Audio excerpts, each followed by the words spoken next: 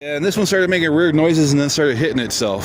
And now it's doing that. It was standing next to me making like weird alien noises. Not hitting me. And then it started hitting itself. I'm not hitting It started hitting itself in the throat. I'm not hitting me. And now it's acting like that.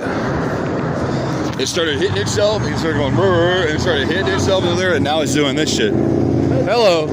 Someone having a bad Masonic day. There it is. There it is live. While they kill all the Freemasons and Secret Service, they're making non-human noises and then they start hitting themselves in public. And then doing that. See the white flashes on it? There you go, kids. Your public are out of control. They're dead, subhuman, making non-human noises and then hitting themselves. When the public are audio failing, face touching, subhuman, non-humans, hitting themselves and then acting like that, that's why they killed them all. You can't not see it. Now watch. And they'll say they were never here and nothing's going on and nobody did anything, which is another didactic example of why they kill all the Freemasons.